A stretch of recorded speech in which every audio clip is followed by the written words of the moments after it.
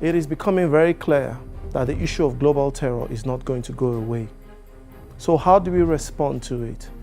We see ISIS very recently line up Christians at Libya on the beach and just slaughter them like animals.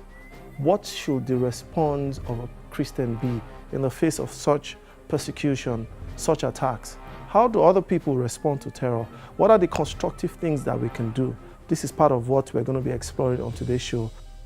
We have Ruth and Kent Hodge in the lovely Icon Tower studio, and we're going to be discussing this with a live audience. Check this out.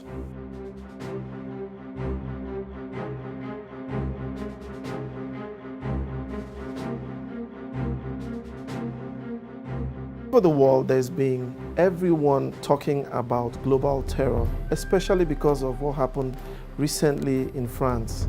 The same challenge in Belgium and in Nigeria and in the Middle East. Today we're going to be talking about our response to radical Islam. There are questions we would love to ask. There are major things that we need to discuss concerning our response to this pertinent and burning issue.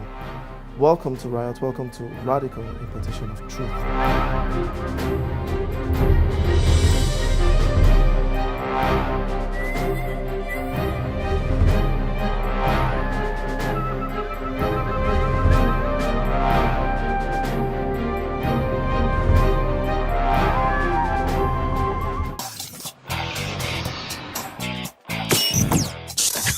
For the first time, we have a live audience, and I am looking forward to some very piercing questions and some interactive time. But today we have a group in the house of friends, family, and especially we have a couple, Ruth and Kent Hodge. It's great to have you in the studio with us today. Can we please welcome our dear guests? Thank you. Glad to be here. Now, those of you that are viewing, we want you to call in, we want you to send in your questions and your emails and text, and we want to get you to interact with us. What do you think about the issues we're raising on this program? How do we begin to introduce Dr. Kent and Ruth? Dr. Kent, people call him Prof. some of the missionaries he's been training. He's a teacher of the word, he's a missionary, he's a craftsman, and he's been in Nigeria for many years. I'm going to allow him give us a bit of an introduction for those of our viewers who don't know you. Tell us a bit about yourself, Dr. Kent. Ruth and I married in Australia and felt a call to missions, to the ministry somewhere outside of Australia. We read a book called Fire in His Bones, the story of Archbishop Benson Idahosa, and it really touched our hearts. And we prayed, and we really wanted to be with him at least for a short while. And he accepted us, and we went and joined his ministry in 1986 with our 3-month-old daughter. And he became a father to us, and we eventually led his Bible college there called All Nations for Christ Bible Institute. That is in Nigeria? In Benin City, in the south of Nigeria. And we had about 10,000 students pass through the college in that time that are pastoring thousands of churches all over Africa and around the world today. And we stayed with that ministry for 20 years. Archbishop went to be with the Lord in 1998. And in 2007, we answered the call to go to the north to the Islamic people, and that had been on our heart for many years. That's interesting. Some years ago when I was burdened about how we respond to this whole menace and this whole situation, if I use words like menace or plague or virus, it's because it disturbs you, it upsets you, it grieves you. I just stumbled on your name online some years back, and I was like, you mean in Jos, in Plateau State? As the show goes on, I would maybe give you an idea of my own experience and my own story. But I just want to hear from Ruth. I mean, the last few years, what's it been like? Maybe in a minute or two, coming to our beautiful Jos. Do you want to give us why Jos? We didn't just choose Jos ourselves. We founded a team to begin Christian Faith Institute in Jos, and began in 2007. And the whole team discussed, okay, where is a central place, a little bit safe, we hoped, to You wanted train. somewhere safe. Well, you hope, but God knows. Where people from all over the north and Niger, Chad, Cameroon can come, still part of their own northern culture. Not, somehow it's difficult for northerners to go to the south. It's a different culture. Where they could go back to their home cities, home villages, and impact. So it wasn't us, it was the team who chose Jos. We're happy. We are a team. We all make decisions together. So that's why Jos. Before we go back to Jos, you guys lived in Britain, but you're Australians. Now you're missionaries in Nigeria. Can you, that's a bit of globetrotting. We went to Nigeria in '86 with a 3-month-old child. Ruth and I had 4 sons after that, and we homeschooled our children there in primary age. But for their senior education, a church here in Britain offered a scholarship, Trinity Church in Brentwood, for all of our children to come and to be educated there and to be prepared for university and so on. So we moved our family after living many years in Benin City to Britain, and then I commuted from Britain to Benin City for many years, and then when we changed to Jos. But 2 years ago we moved, Ruth and I, all our children are married except for our youngest son. Ruth and I and our youngest son moved back to Australia to help Ruth's parents that are quite old. Okay. And so now we're on our way from Australia back to Jos, which is why we're here in UK for a few days. Well, I'm going to start asking some very intense questions because of the topic, and I'm going to consult with this book. You have written quite a few books, but this one in particular is quite pertinent to our topic today. And why crossing the chasm? Now, I know Nigerians call it chasm. British call it chasm or something like that. What do Australians call it? Chasm.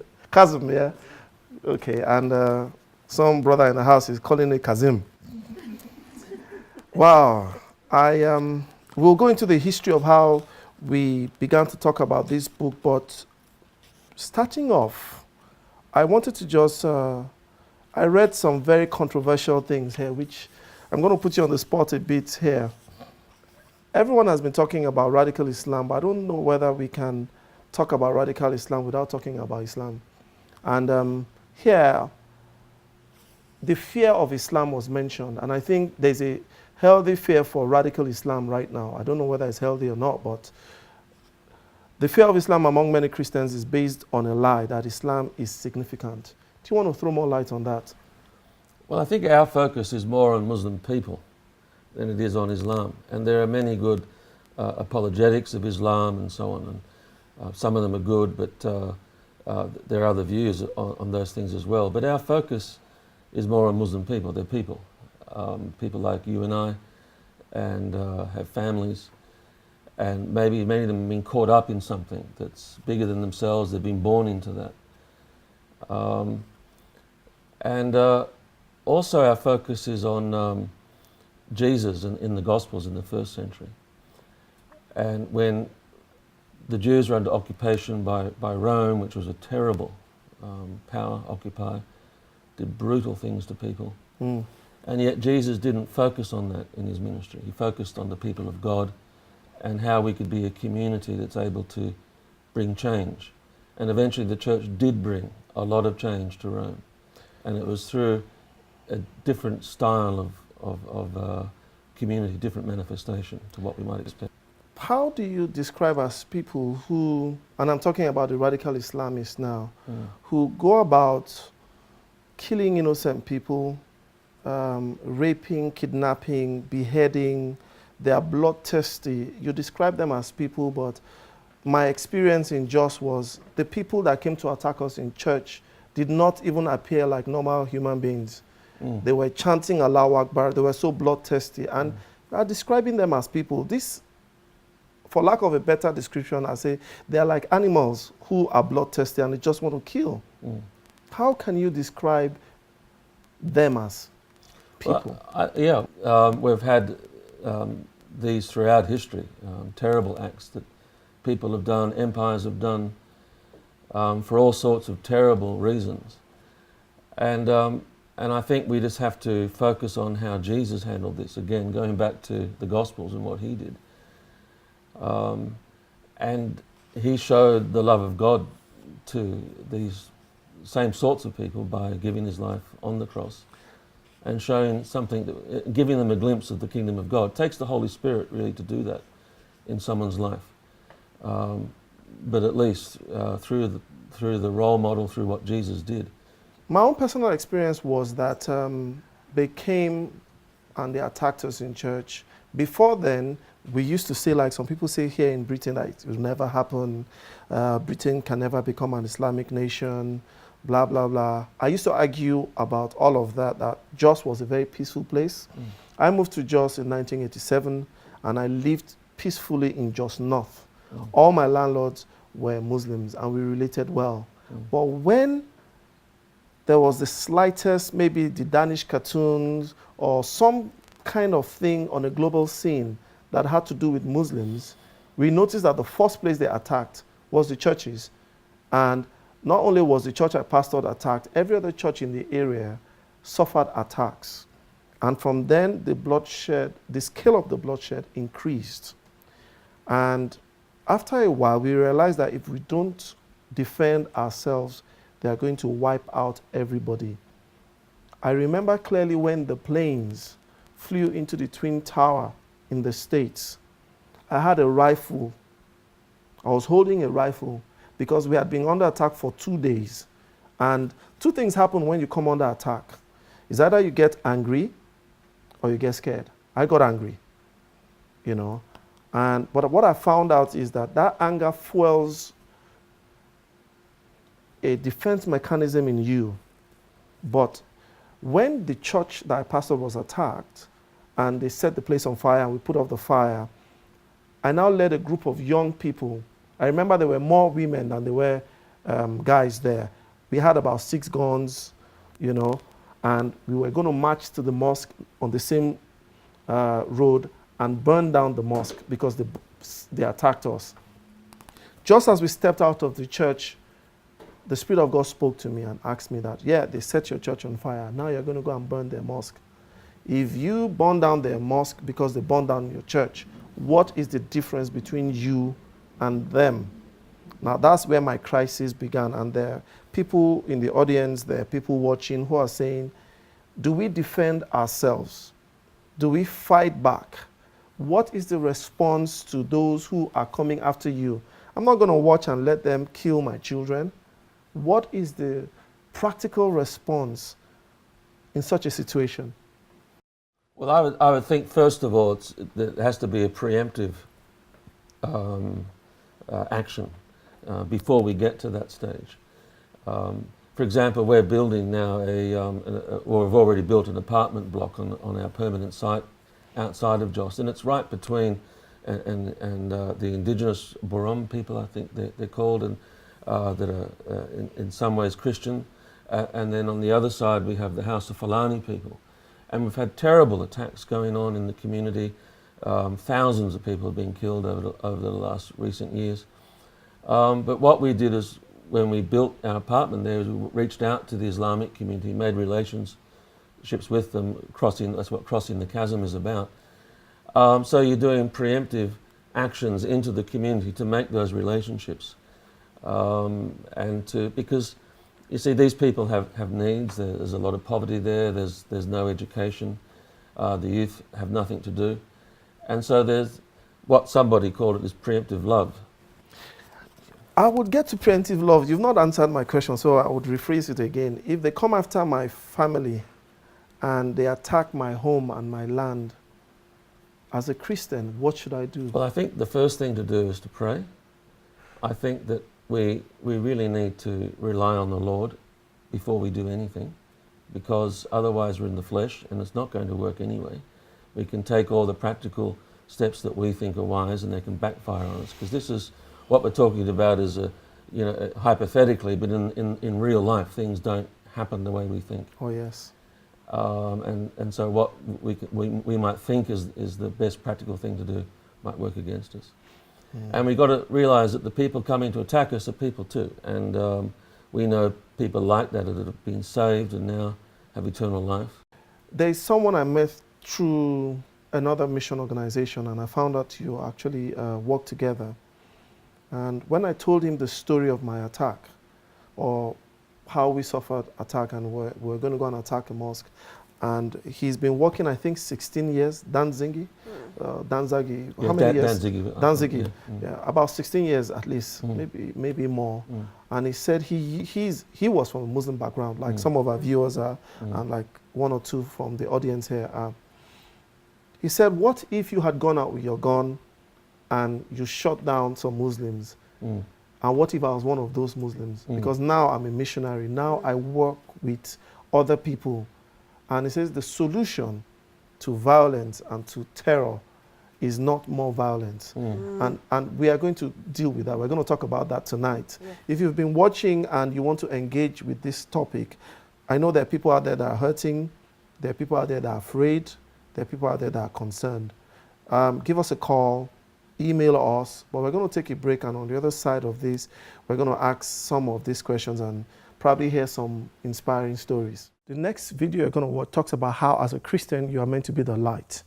You're actually meant to shine your light in the darkness. You're not meant to barrage, which means you're meant to be a good testimony. You're meant to shine the light in darkness. As a Christian, you're not meant to steal, to kill. You're not meant to destroy. You're meant to build. And that is part of what the messaging of this program is about. How do we respond to social ills like radical Islam, like corruption? Check it out.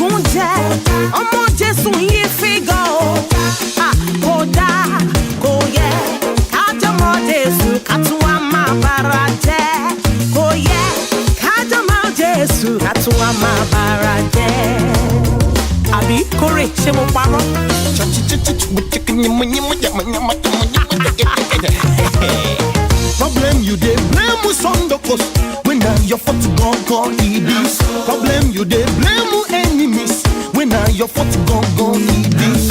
You want to dey live in sin, make it grace they spread they go.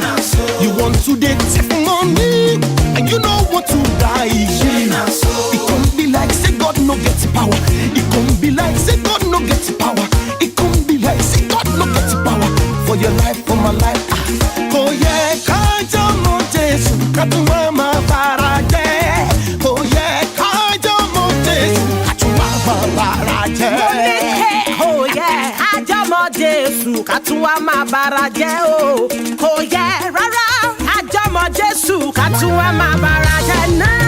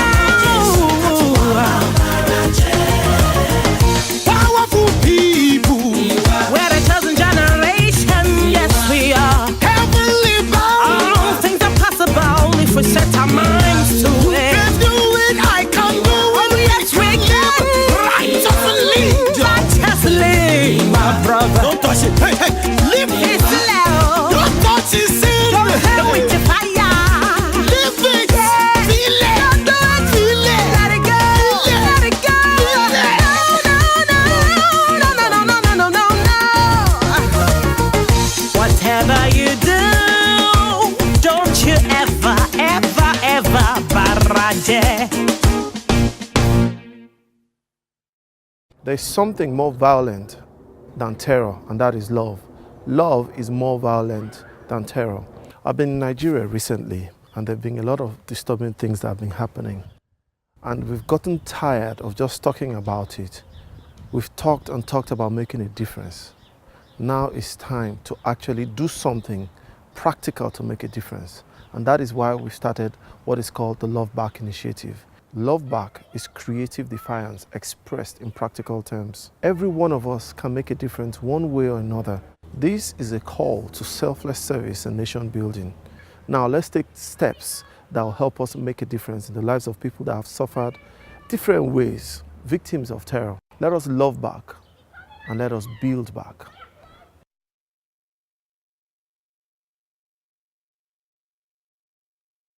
Welcome back from that. Well, let's join Kent and Ruth Hodge again as we continue with this very intense debate about our response to global terror. Welcome back to Radical Importation of Truth. And welcome back. It's good to have the live audience and our viewers. We're going to continue with asking some of these questions. And I want to quickly give you a brief story of why I've been holding this book.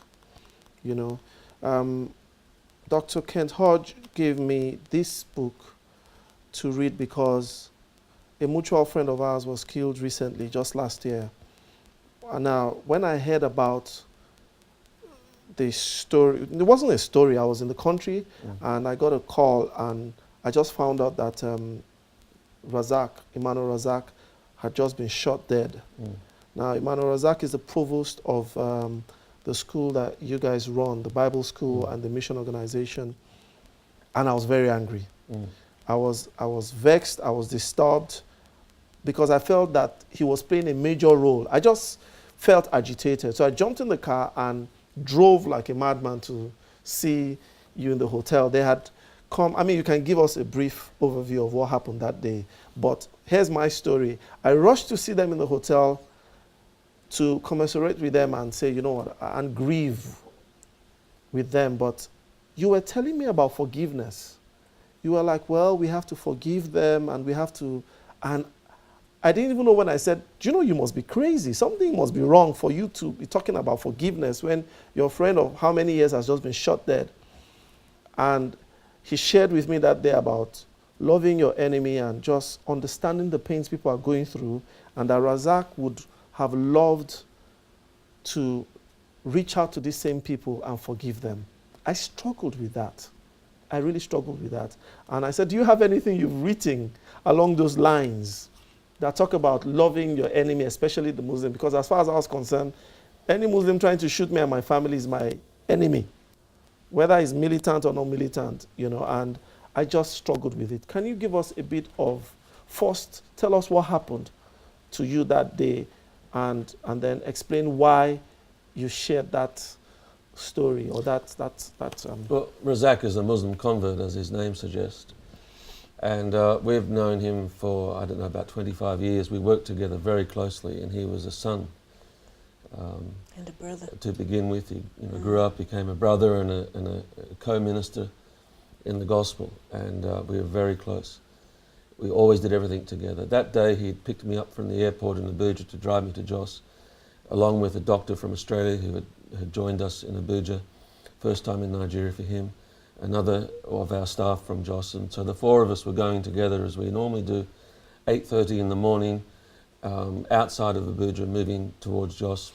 Now, Abuja is the central, people, our viewers might not know where Abuja capital is. Of Nigeria, in the center of the country. So we're driving north towards Jos, and then we saw what looked like a military checkpoint in front of us on the road, and they began shooting at us. So armies don't do that, and so we realized then that they were, I thought, armed robbers dressed in military gear with high-powered guns, machine guns, high-powered rifles, mixture of guns. And then, so Razak turned the car around very quickly, reversing, managed to turn the car, almost tipped the car, headed back in the opposite direction, and then more people came out from the other side of us, and so we were sandwiched in between. There were quite a number of them, I think about 15 altogether, in front and back, and again had high-powered guns, and they were shooting at the car as we were driving towards them. a lot of bullets, big bullets, and so I thought at this point, well, this is not an armed robbery attack. This is a terrorist attack because their aim is to kill everyone in the car. And I was just waiting to die. I thought this is the end. It wasn't what you know. What do you think about? Do you pray at such a time? I mean, I don't know. I've had that experience maybe once or twice. Maybe not that close because I didn't see the militants. They were shooting on both sides of the road. But what were you thinking about when bullets flying over your head? Well, there was no fear. There was no panic in any one of us. No one was saying anything. But I just thought, this is it. I'm going to meet the Lord. And it was just, you know, just expecting that to happen, really. Why was there no fear? Well, I don't know. I was just at rest. I don't know why. That's not normal, is it? That they're shooting at you, except if you believe what the Word of God says, that you should not be afraid of those that will kill the flesh. Well, you know that it's God that, you know, has control over all things. So, you know, you're confident in Him. You're at rest in Him. And so long as you're right with Him, that's all you're thinking about. You're now going to meet with Him. So eventually the car was moving, and the car went off the road and crashed. And then I was just expecting more bullets to come to finish everyone in the car at that point. But the shooting stopped. That's when I noticed that Emmanuel Razak had been hit. I was feeling for bullets in myself because I heard that people say sometimes you don't feel them. But I didn't have any. I was just a shock. For 3 days I'd look in the mirror to shave and just so surprised to see myself there. Just who is this person? Because I didn't expect to be alive at all. But later on, standing outside, and then a robbery went on for about an hour, and they were threatening to kidnap us and kill us and all that. But eventually they drove us into the bush and they left. What did you tell them? I told them I was a missionary.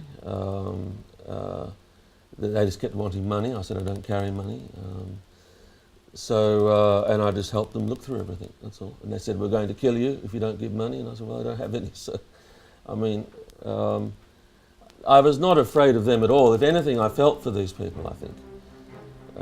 Because they're the ones that are in the wrong position when it comes to the things of God and their, what they're doing.